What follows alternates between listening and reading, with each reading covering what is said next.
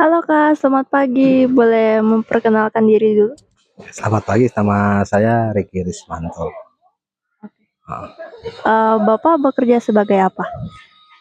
Saya sebagai pelatih catur profesional ya, sebagai atlet juga. Saya mengajar catur di Sekolah Catur Utut Adianto dan dari tahun 2004 sampai sekarang. Apa saya boleh tanya, mengapa Anda memilih jalur sebagai pelatih, catur ini? Memilih sebagai catur menjadi profesional ya, saya tidak sebagai pelatih saja tapi sebagai atlet juga. Pertama karena ada menarik ya, ketika kita masuk ke dunia catur kita diajarkan bagaimana berpikir logis ya pertama, kemudian kita diajarkan di situ berpikir tentang masa depan karena belajar catur itu kita dituntut belajar sebab akibat ya, apabila kita melakukan langkah yang salah kita akan mendapatkan kerugian besar, begitu juga di dalam kehidupan. Nah, serasi ya, jadi ketika saya belajar catur saya mengajarkan diri saya agar selalu berbuat benar seperti itu. Jadi ketertarikan saya salah satunya itu menuntut saya untuk selalu berbuat positif seperti itu. Pernah nggak Anda merasa bosan atau stres gitu bermain catur terus?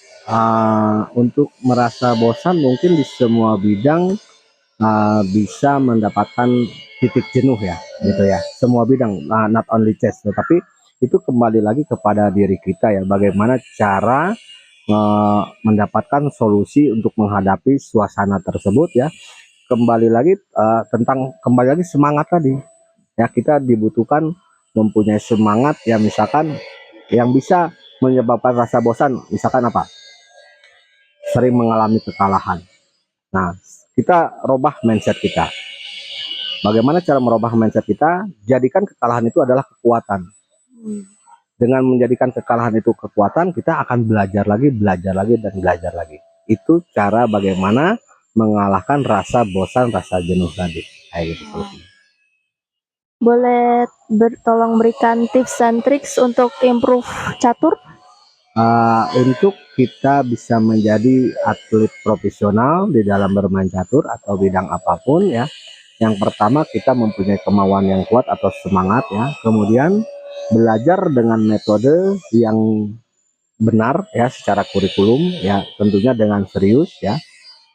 Kemudian gunakan porsinya yang tepat ya, antara belajar dan praktek bermain itu harus sesuai. Jangan sampai ketika kita belajar dan praktek bermain salah porsi, itu akan mengakibatkan pondasinya cepat runtuh. Tetapi kalau kita belajar dengan kurikulum yang bagus, ibarat suatu bangunan, pondasinya kuat, kita akan bisa membangun 100 lantai. Tetapi kalau misalkan pondasinya kita tidak bagus, jangankan 100 lantai, mungkin satu lantai saja akan runtuh. Jadi tipsnya itu belajar dengan semangat, kemauan yang tinggi, kurikulumnya yang pas ya, kemudian serius ya, kemudian konsisten dan didukung oleh komunitas atau lingkungan yang memberikan support.